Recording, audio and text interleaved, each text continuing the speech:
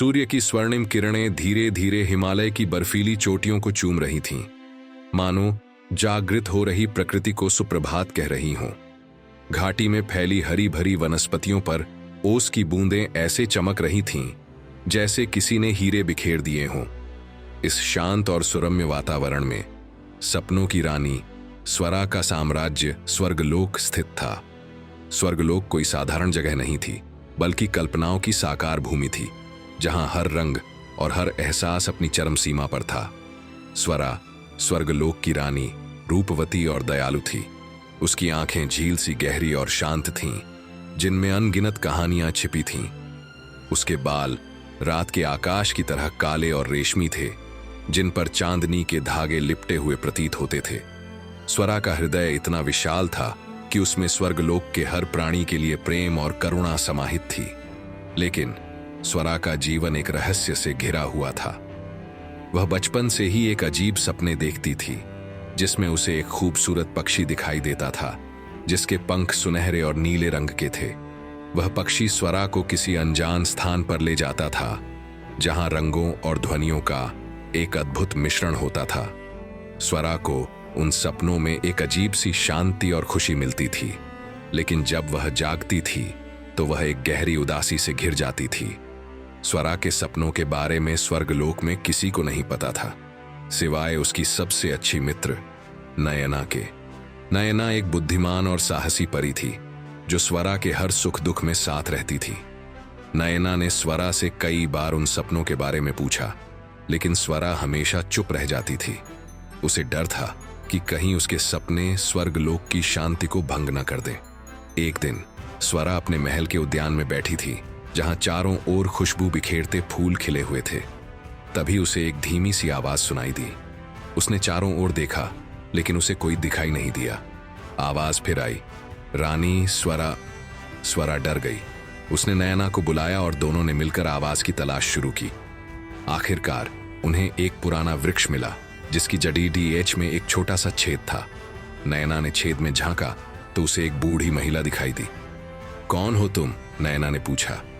बूढ़ी महिला ने धीरे से जवाब दिया, मैं माया हूं, इस वृक्ष की रक्षक।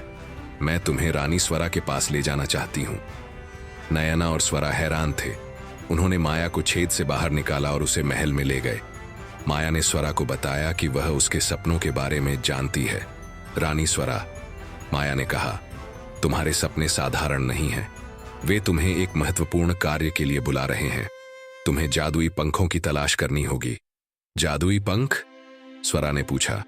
ये कहाँ मिलेंगे?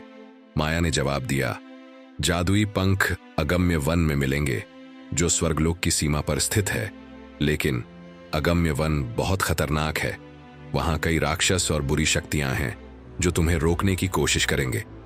स्वरा थोड़ी डरी हुई थी, लेकिन उसने हार नहीं मानी। उसने फैसला किया कि वह जादुई पंखों की तलाश में जाएगी। नयना ने भी स्वरा के साथ जाने का फैसला किया।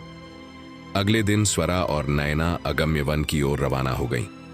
वन में प्रवेश करते ही उन्हें अजीब सी ठंडक महसूस हुई। पेड़ों की शाखाएं डरावनी लग रही थीं और हवा में अजीब सी सरसराहट हो रही थी। रास्ते में उन्हें कई बाधाओं का सामना करना पड़ा। उन्होंने राक्षसों से लड़ाई की, जहरीले सांपों से बचीं और गहरी खाइयों को पार किया। लेकिन स्वरा और नयना ने हार नहीं मानी। वे अपने लक्ष्य की ओर बढ़ती रहीं। एक दिन वे एक गुफा के पास पहुंची। गुफा के अंदर से एक तेज रोशनी आ रही थी। स्वरा और नयना ने गुफा में प्रवेश किया। गुफा के अंदर उन्होंने एक सुनहरा पक्षी देखा। पक्षी के पंख नीले और सुनहरे रंग के थे, ठीक वैसे ही जैसे स्वरा अपने सपनों में देखती थी। स्वरा पक्षी के पास गई और उसे प्यार से छुआ।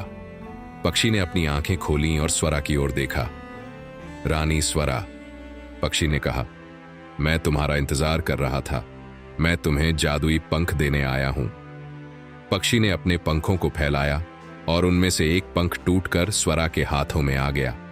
पंख गर्म और चमकदार था। ये पंख तुम्हें उड़ने में मदद करेंगे, पक्षी ने कहा, और तुम्हें उस स्थान पर ले जाएंगे जहां तुम्हारा भाग्य लिखा है। स्वरा ने पक्षी को धन्यवाद दिया और नयना के साथ गुफा से बाहर आ गई। उसने पंख को अपनी पीठ पर लगाया और अपनी आंखें बंद कर लीं। जैसे ही उसने अपनी आंखें खोलीं, उसने पाया कि वह हवा में उड़ रही है। वह अगम्य वन के ऊपर उड़ रही थी और नीचे की दुनिया बहुत छोटी लग रही थी। स्वरा और नयना ने कई दिनों तक उड़ान भरी। उन्होंने पहाड़ों, नदियों और समुद्रों को पार किया। आखिरकार वे एक खूबसूरत द्वीप पर पहुंची। द्वीप पर उन्होंने एक प्राचीन मंदिर देखा। मंदिर के अंदर उन्होंने एक बूढ़ा आदमी देखा जो ध्यान कर रहा था। स्वरा और नयना ने बूढ़े आदमी को प्रणाम किया। बूढ़े आदमी ने अपनी आंखें खोलीं और स्वरा की ओर देखा। रानी स्वरा, बूढ़े आदमी ने कहा, मैं तुम्हारा इंतजार कर रहा था। मैं तुम्हें तुम्हारे भाग्य के बारे में बताने आया हूं। बूढ़े आदमी ने स्वरा को बताया कि वह एक विशेष शक्ति के साथ पैदा हुई थी। उसकी शक्ति से वह स्वर्गलोक को हमेशा के लिए खुशहाल बना सकती है, लेकिन उसे अपनी शक्ति का उपयोग करने के लिए उसे अपने डर का सामना करना होगा। स्वरा डर गई। उसे नहीं पता था कि वह किस डर का सामना करने वाली है। बूढ़े आदमी ने स्वरा को एक दर्पण दिया। दर्पण में स्वरा ने अपना सबसे बड़ा डर देखा। उसे डर था कि वह स्वर्गलोक को निराश करेगी। उसे डर था कि वह अपनी शक्ति का उपयोग करने में विफल रहेगी। स्वरा ने दर्पण को फेंक दिया और रोने लगी। नयना ने उसे गले लगाया और उसे ढांढस बंधाया। स्वरा, नयना ने कहा, तुम्हें डरने की कोई जरूरत नहीं है। तुम बहुत बहादुर और शक्तिशाली हो। तुम स्वर्गलोक को खुशहाल बना सकती हो। मुझे तुम पर विश्वास है। स्वरा ने नयना की ओर देखा और मुस्कुराई। उसे एहसास हुआ कि नयना सही कह रही है। वह बहादुर और शक्तिशाली थी। वह स्वर्गलोक को निराश नहीं करेगी। उसने दर्पण उठाया और फिर से उसमें देखा। इस बार उसने अपने डर को स्वीकार किया। उसने अपने डर को हराया। जैसे ही उसने अपने डर को हराया, उसके शरीर में एक तेज रोशनी दौड़ गई। उसे अपनी शक्ति महसूस हुई। स्वरा ने अपनी शक्ति का उपयोग स्वर्गलोक को खुशहाल बनाने के लिए किया। उसने फूलों को और भी खूबसूरत बनाया, पक्षियों को और भी मधुर और नदियों को और भी साफ बनाया। स्वर्गलोक पहले से भी ज्यादा खूबसूरत हो गया। स्वर्गलोक के सभी प्राणी स्वरा के प्रति कृतज्ञ थे।